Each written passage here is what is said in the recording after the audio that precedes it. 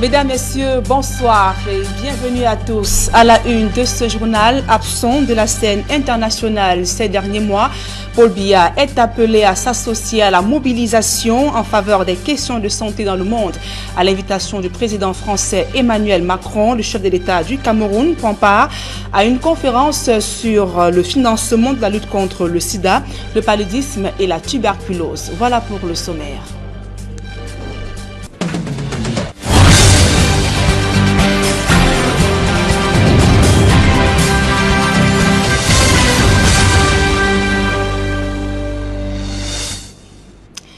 Mesdames, Messieurs, une fois encore, bonsoir et merci d'honorer ce rendez-vous de l'information sur Equinox Télévision.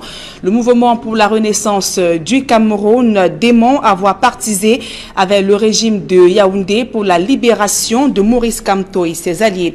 Un avis pas du tout partagé au sein du parti au pouvoir, le RDPC, où on estime que l'acte qui met en liberté des militants du MRC a pour but de décrisper la situation sociopolitique dans les régions du nord-ouest et du sud-ouest Cameroun. D'autres précisions dans ce reportage de Flavien Valondongo. L'initiative d'arrêter des poursuites judiciaires contre les leaders du mouvement pour la renaissance du Cameroun et alliés interpellés dans le cadre des marches dites blanches décidées par le chef de l'État Paul Biya suscite des réactions au sein de la classe politique. Sur le plateau de droit de réponse, professeur Aboya Manassé, communicant du RDPC, pense que le président de la République a joué la carte de l'apaisement. Le chef de l'État a pris une décision politique qui a un fondement légal. Et la justice militaire a exécuté cette décision politique, a mis en perspective cette décision politique. Et la décision politique ne veut pas dire que l'arrêt de poursuite absout les fautes qui auraient été commises. Non, mais il me semble que ces gens ont été interpellés sur la base de certaines violations. Tout en prenant acte de la décision de Paul Biya, celle qui met en liberté des militants du mouvement pour la renaissance du Cameroun, Maître Sim, l'un des vice-présidents de cette formation politique, laisse dire que son leader n'a jamais demandé pardon pour être libéré, comme le prétendent certains membres du gouvernement. Le contexte, c'est quoi précisément? C'est que j'ai entendu des ministres de la République demander, exiger pratiquement que M. Kamto et ses amis demandent pardon. Et moi, ça me choque d'entendre ça. C'est de ça que je parle. Parce que on fait comme un preneur d'otage qui prend des otages et quand il est en liberté, on me demande de le remercier. Je dis non. Je dis qu'on n'aurait jamais dû arrêter Kamto et les autres. On n'aurait jamais dû le faire. Par ailleurs, les innocents jetés en prison par le régime de Yaoundé devraient être une préoccupation des décideurs, ajoute le militant du MRC. Je pense quand même qu'on devrait peut-être penser, pas seulement à Kamto, mais à ces personnes qui ont été en prison vraiment pour rien. Et ne pas oublier que ces personnes n'ont pas été jugés et donc bénéficient de la présomption d'innocence. Et j'entends encore, je ne sais pas te dire, mais ils ont été traités sur la base des faits. De quels faits? Parce que ça questionne aussi quand même sur la justice. La décision politique de libérer les gens avait eu une décision politique préalable, celle de les arrêter. Et je dis qu'on n'avait jamais dû prendre la première décision politique d'arrêter Kamto. Ce qui a été vraiment, à mon sens, néfaste. 8 mois après la détention des militants du mouvement pour la renaissance du Cameroun, le chef de l'État siffle la fin des poursuites. Un acte qui vient décrisper le climat sociopolitique resté tendu depuis la fin de la présidentielle d'octobre 2018. Professeur Aboya Manassé souligne qu'il n'est plus nécessaire de s'attarder sur les causes de leur interpellation, mais plutôt de scruter l'avenir. On ne peut pas remuer encore à tort et à travers cette perspective si on veut effectivement avoir un idéal partagé de fraternité. Donc c'est ça mon propos. Je réponds exactement à Maître Sim en lui disant indirectement à travers votre question. C'est pas un ping-pong, je pense que je ne vais pas essayer de répondre à M. Aboya Manassé. Je pense qu'il ne m'écoutait même pas, voyez-vous. Je dis ceci. Le communiqué du SGPR, je dis, je n'ai pas à le partager. Je n'ai pas dû communiquer. Pour le vice-président du MRC, la libération du professeur Kamto et les autres est une nouvelle ère qui s'ouvre pour les défis politiques à venir. De cette formation politique, l'après énième renvoi du procès d'une cinquantaine de militants du MRC en Konsamba dans le département du Mungo devant le tribunal de première instance, des grincements de dents se font déjà ressentir. Ces militants crient à l'injustice et revendiquent également leur libération à l'image de leurs camarades libérés du Parti libéré du côté de Yaoundé ainsi que de Douala. D'autres précisions dans ce reportage de Cyril Ndiemba et de Kediara. Des militants du MRC en colère dans le Mongo, venus nombreux assister à la libération de leurs compères, détenus dans le cadre des manifestations post-électorales, comme le prescrivait une décision du président de la République, ils vont être pris de court par la décision du tribunal militaire de première instance de Konsomba, qui après 10 minutes de séance, a choisi de renvoyer l'affaire au 12 novembre prochain.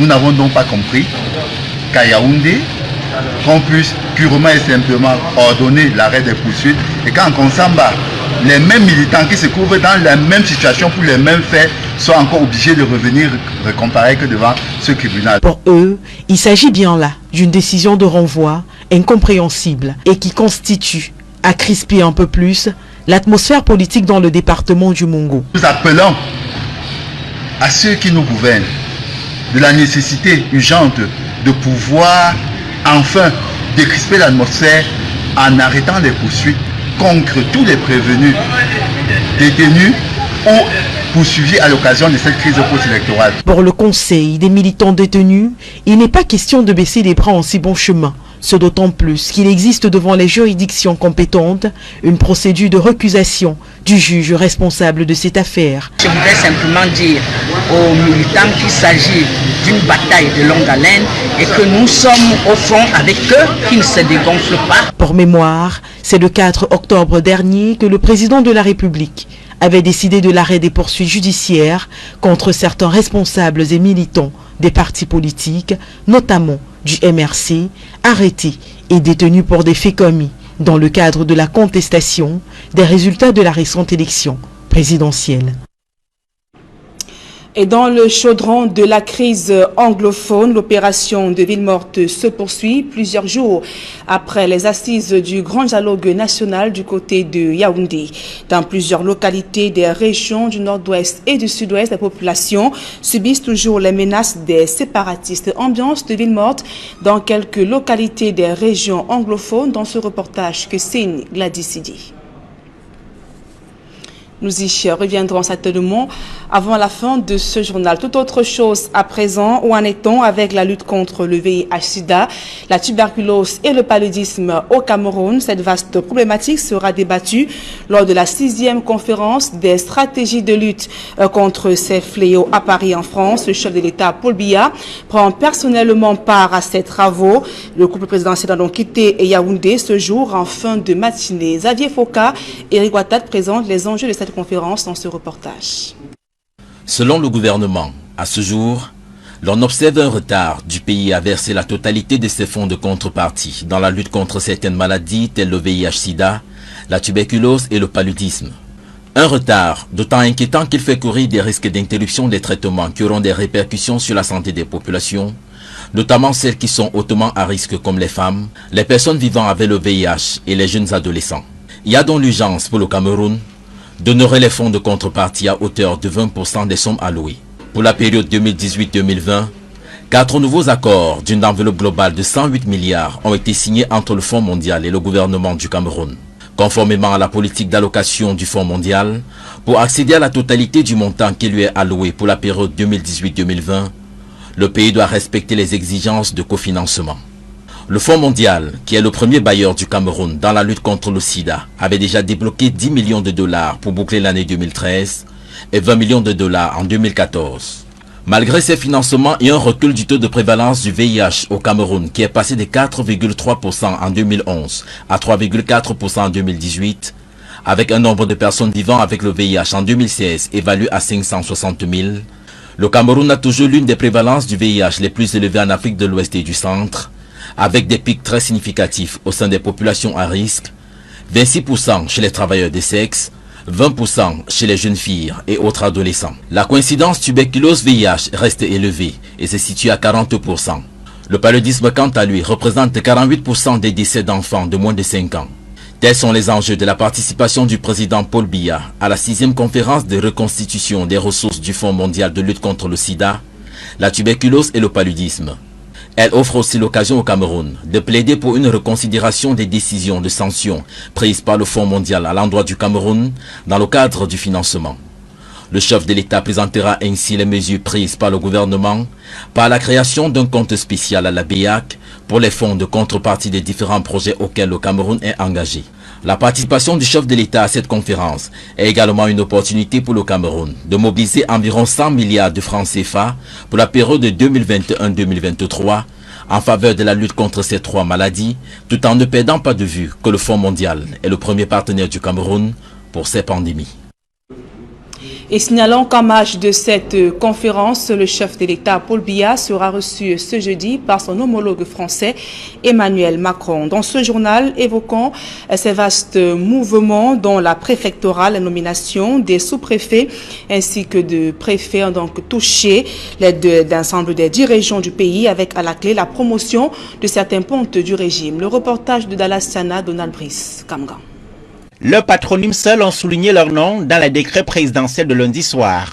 Sous-préfet de l'arrondissement de Kribi 2e depuis 2 ans, Gilles Christian Sadi, le fils de l'autre, est nommé secrétaire général des services du gouverneur de la région de l'Ouest. Dans le Vori, Jean-Philippe Ngomebe, le fils de l'ancien ministre de la Défense, premier adjoint au préfet depuis un peu plus de 2 ans, est le nouveau sous-préfet de l'arrondissement de Dibombari dans le département du Mungo. À Douala 1er, la fermeté de Jean-Marie Tchakui est sollicitée dans ses nouvelles fonctions de préfet du département du Coupé-Manengumba dans la région du Sud-Ouest. Quand le chef de l'État vous désigne pour servir dans un tel département, il sait pourquoi il vous envoie là-bas. Et je pense que c'est un nouveau défi, mais un défi que je vais relever avec le concours de l'ensemble des populations du Coupé-Manengumba. J'ai d'ailleurs le plaisir de recevoir quelques élites déjà cet après-midi qui sont passés me féliciter. Et je pense que nous allons travailler ensemble pour encadrer ces populations et pour faire en sorte que ces populations se sentent intégrées dans la République. Après 2 ans à Douala 3e, l'équilibriste Noubelo monte en grade. Il est appelé désormais à tordre le cou à la série de kidnappings avec demande de rançon dans le département du Mbéré, région de l'Adamawa. Et vous mesurez la responsabilité? Oui, nous mesurons le poids de la responsabilité. Le Mbéré, c'est un département, comme je l'apprends à travers les médias, et certaines informations, qui est en proie à un certain nombre d'actes d'insécurité. Et nous ferons tout notre possible pour juguler ces actes d'insécurité liés non seulement à la crise qui sévit dans la République centrafricaine voisine, mais surtout aussi aux actes d'enlèvement qui de plus en plus sont devenus de moins en moins perceptibles. Donc non, c'est le lieu pour nous ici de marquer notre détermination à être à la hauteur de cette mission de lutte contre l'insécurité, mais également à promouvoir le développement socio-économique de ce grand département de l'Adamawa. 2 ans également à Douala 4e, et le tempéré Jean-Marc Kwambaga monte dans la région de l'extrême nord comme préfet du département du Diamaré, à Maroua. Je prime le sentiment d'une personne heureuse, parce que chaque fois que vous entendez votre nom à la radio, et qu'il s'agit d'un décret présidentiel, il y a de bonnes raisons d'être heureux, de remercier le chef d'État et de remercier également le bon Dieu. Il servira désormais comme préfet du département du Oignon à l'Est. Arrivé dans le département du Vori en 2017, Joseph Bertrand Maché quitte Douala, le sentiment du devoir accompli. Je laisse le département du Vori apaisé, je pense. Peut-être nous n'avons pas pu mener à bout les combats du désordre urbain, mais on a quand même jeté des bases. Alors, comme c'est une cause de relais, je passe le relais à quelqu'un qui n'est pas un groupe étranger en tant qu'autorité administrative dans ce département. Je crois qu'il pourra apporter sa touche pour compléter ce que nous n'avons pas pu faire. Le nouveau préfet du département du Vori est Benjamin Boutou. Il était en poste comme préfet du département du Nyon-Esso, en Balmayo, dans la région du centre, depuis 2016. Aussi bien chez les préfets que chez les sous-préfets, les nominations ont touché l'ensemble des 10 régions du pays. Et selon des analystes, la reconfiguration de l'administration locale cache des enjeux électoraux, notamment les municipales et législatives à venir. D'autres précisions dans ce reportage de Guy Zogo. Un énième mouvement vient d'intervenir dans la préfectorale. Cette fois, contrairement à ce qui s'est passé lors des derniers événements de ce type, les changements s'avèrent plus profonds, même si des administrateurs ayant atteint l'âge limite de la retraite restent en fonction. Parmi les faits à relever dans ces nominations dans la préfectorale, il y a la traditionnelle promotion du sous-préfet de l'arrondissement de Yaoundé 2. Cette fois, son titulaire, Yampen Ousmanou, est promu préfet des Hauts-Plateaux, dans la région de l'Ouest, où il pourrait retrouver Maurice Kamto sur son chemin, lui qui s'est souvent illustré par la répression des manifestations publiques. Autre fait marquant, le chamboulement complet observé dans le département du Vouri sur l'ensemble des sous-préfectures et la préfecture désormais coiffée par Benjamin Mboutou, jusqu'ici préfet du Nyong-Esso, dans la région du centre. Là aussi, la perspective des législatives et municipales de février 2020 n'est pas à exclure de ces scénarios où l'on note la promotion de Jean-Marie Tchakui dans le coupé Manongouba. Celui-ci devra bien faire valoir sa poigne habituelle lorsqu'il était question de museler l'opposition à Douala. Enfin, ces nominations dans la préfectorale présentent une autre singularité avec la promotion des fils des figures du Sérail. Ainsi, Gilles Christian Sadi, jusqu'alors sous-préfet de Kribi 2e, est promu secrétaire général de la région de l'Ouest, alors que Jean-Philippe Ngomebe passe de premier adjoint préfectoral du Vouri à sous-préfet de l'arrondissement de Dibombari. Une tradition de père en fils qui se perpétue dans la République. Et dans le reste de l'actualité, le père Jean-Baptiste Noah Bella va mieux. Ce membre de la congrégation des pères lazaristes vient de passer une semaine difficile depuis son interpellation suivie d'une nourrice au quartier Kolfoulou près de Yaoundé. L'intervention de l'archevêque de Yaoundé a permis qu'il soit transféré dans un autre hôpital pour suivre des soins. Mais jusqu'ici, l'on n'est pas encore fixé sur les mobiles de son interpellation, encore moins sur les faits qui lui sont reprochés. Le reportage de Marcelin Gansop Emmanuel Job. Après plusieurs jours d'hospitalisation au centre des urgences de Yaoundé, le père Jean-Baptiste Noah Bella poursuit son traitement à l'hôpital des Sœurs de Mvorbeti. Le transfert n'a été possible que le 7 octobre au soir, après moult tractations. Parce qu'il était effectivement au Curie pour essayer de voir, il était en observation, pour qu'on essaye de voir effectivement, relativement au choc qu'il a pu avoir durant la rixe qui a eu lieu en Kolfoulou, au niveau des Sœurs de Mvorbeti. Ça, c'est pour qu'il ait un plus grand suivi, parce que les Sœurs de Mvorbeti, effectivement, c'est l'église et les Sœurs peuvent mieux, dans ce cas-là, rassurer le père dans les soins qu'il reçoit. Et aux dernières nouvelles, son état est rassurant. Le père est serein et le père se remet petit à petit. Ce qui est vrai, c'est que les chocs qu'il a subis quand même l'ont plus ou moins déstabilisé, mais il est de plus en plus en forme. Donc du point de vue du mental, il a son mental. Il a fallu l'intervention de l'archevêque de Yaoundé qui s'est porté garant pour que le prélat puisse quitter le Curie où il était gardé nuit et jour. L'archidiocèse s'est effectivement porté garant. Vous voulez bien remarquer qu'il y a ici deux protagonistes. Nous avons d'un côté l'archevêque de Yaoundé qui est donc le patron de l'archidiocèse de l'église qui est à Yaoundé et donc en même temps celui qui veille sur toutes les communautés qui sont présentes dans sa circonscription diocésaine. Et il y a le supérieur de la communauté des pères lazaristes. Ils étaient rassurés au curie hier et puis à la délégation générale de la Sûreté nationale. Ils ont donc assumé le cas du père et le père se présentera lorsque le procès commencera. Pour l'heure, aucune information officielle n'a filtré sur ce qui est reproché au père Jean-Baptiste Noah Bella, à l'archidiocèse de Yaoundé et au sein de sa communauté. L'on est dans l'attente des résultats de l'enquête ouverte à la DGSN. Jusqu'ici, on n'a pas véritablement pu avoir des informations, disons, de première main qui pourraient nous fonder de relater une histoire suffisamment digeste. La procédure qui a été initiée justement par ceux qui l'ont arrêté, nous la suivrons de très près et au moment où le procès, la justice fera son travail, nous pourrons relater de fond en comble ce qui s'est réellement passé. En rappel, c'est le 1er octobre dernier que le père Jean-Baptiste Noah Bella a été interpellé en Kolfoulou sur la route de Soa, puis conduit Manu Militari à la délégation générale de la Sûreté nationale. Ce, après une violente altercation avec les éléments de la police. Il est membre de la congrégation des pères lazaristes. Et dans le secteur de la finance, le groupe bancaire Afriland First Bank étend son réseau en Ouganda. Afriland First Bank Uganda Limited est la nouvelle filiale du groupe bancaire camerounais. La banque centrale ougandaise vient de lui octroyer une licence de banque commerciale dans ce pays d'Afrique de l'Est.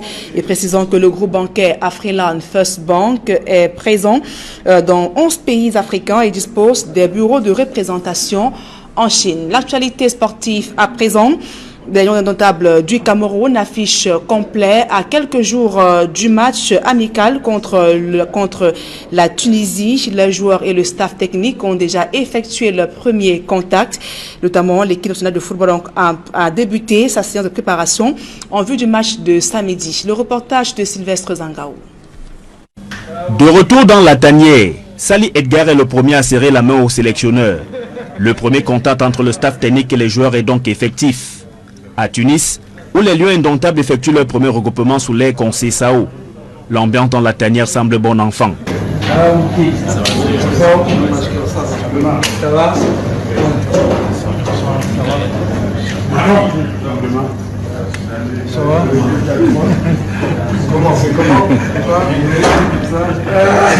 Le sourire qui illumine le visage des joueurs présents il y a encore quelques mois en Égypte pour la CAN laisse présager que la page de l'échec au pays des pharaons est tournée.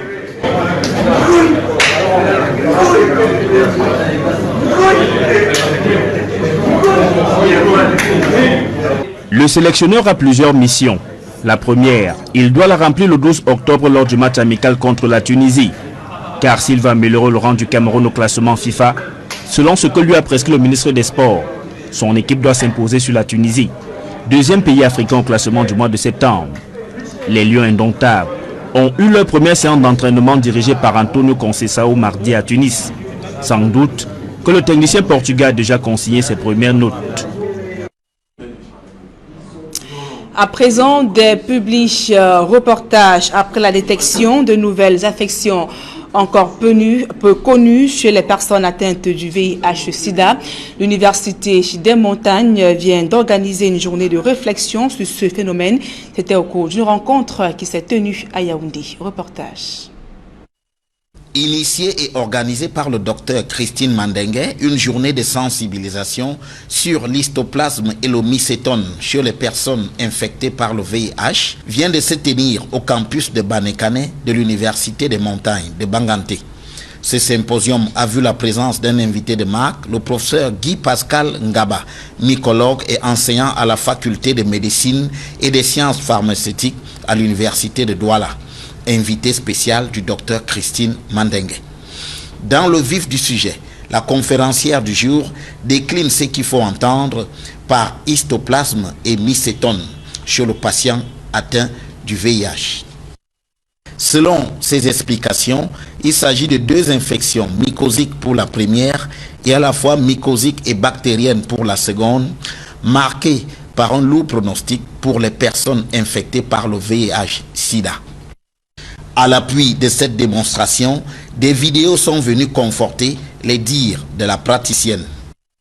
Et lorsqu'on a fait quelques travaux, comme nous l'avons fait sur place, et qu'on se rend compte que les gens sont absolument... Ces infections sont encore ignorées de la population, je pense qu'on a le devoir d'informer non seulement la population, mais également le personnel de santé, surtout qui est à proximité des malades. À son appui, son invité relève la dangerosité de ces affections classées maladies tropicales négligées. Ça a été un échange très intéressant avec les praticiens hospitaliers pour que les patients, surtout les patients immunodéprimés, puissent bénéficier d'une meilleure prise en charge. Au sortir de ce symposium, les apprenants de l'université se sont sentis pétris de nouvelles connaissances à propos d'affections qu'on commence seulement à appréhender. On en sort vraiment outillé sur des notions plutôt mal connues. De son côté, le docteur Christine Mandengue poursuit cette opération de suivi dans le cadre des formations médicales contenues des cliniques des montagnes. Cela pour accroître l'indice de suspicion chez le personnel de santé et débusquer des cas pour les soumettre à l'Organisation mondiale de la santé. Et après 10 années d'expérience, le groupe universitaire ISEM-IBCG se positionne aujourd'hui comme leader en matière de formation des apprenants au Cameroun à l'occasion de la rentrée académique. Le groupe Institut présente les filières existantes ainsi que les performances de ses encadreurs. Reportage. Groupe universitaire ISEM-IBCG, numéro 1 du succès aux examens.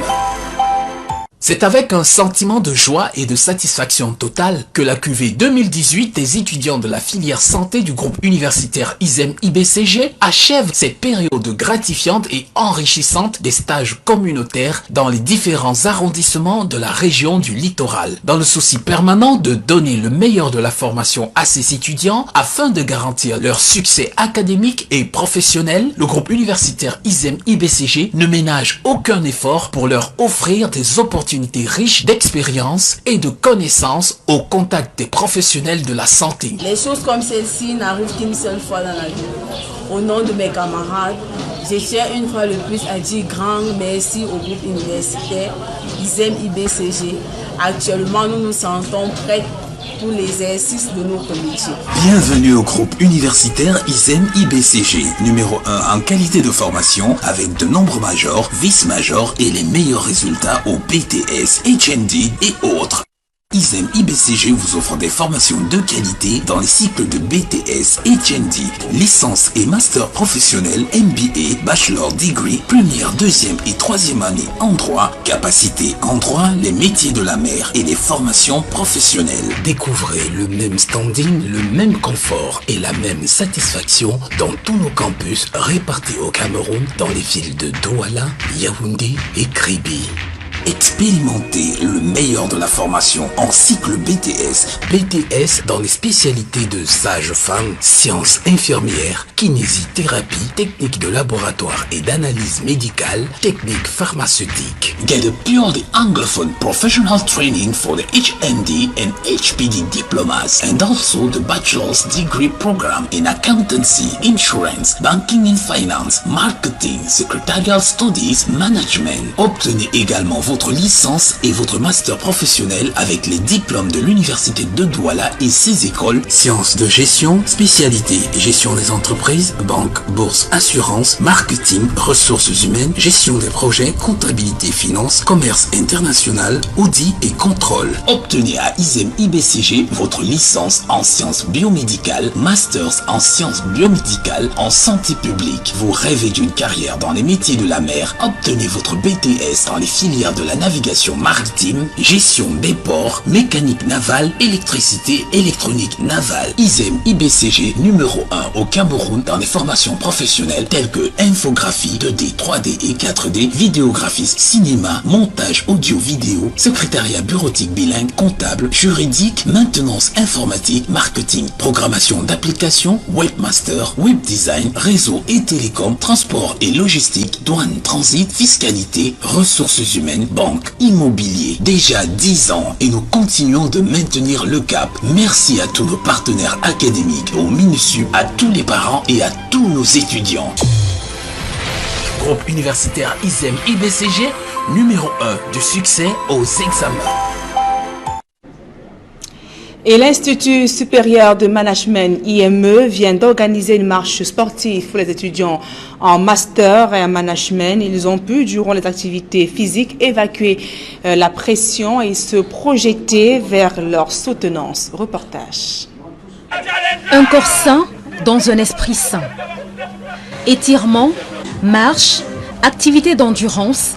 Les étudiants en cycle Master Pro à l'Institut supérieur de management et de l'entrepreneuriat IME se sont livrés à des exercices physiques.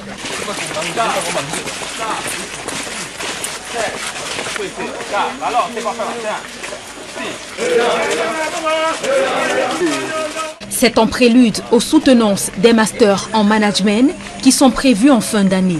Nous sommes dans notre activité sportive qui est en prélude à la sortie des masters promotion 2017-2019.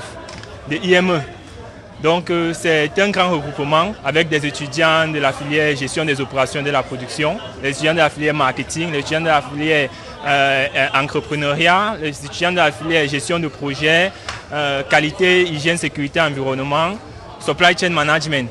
Donc on a bien tenu à se réunir, se rassembler, ou manifester ensemble pour jubiler, pour se défouler en prélude à notre sortie. C'est une joie de se sentir étudiant de l'IME. Le choix du sport n'est pas un fait du hasard. Cela vise à renforcer les liens entre les étudiants de l'IME et leur permettre de se libérer un tant soit peu avant le grand challenge des soutenances. Et pour cette expérience, le pari est plutôt gagné. Le sport est un vecteur social qui permet à ce que nous puissions nous rassembler et ensemble dégager les faiblesses que nous avons en soi.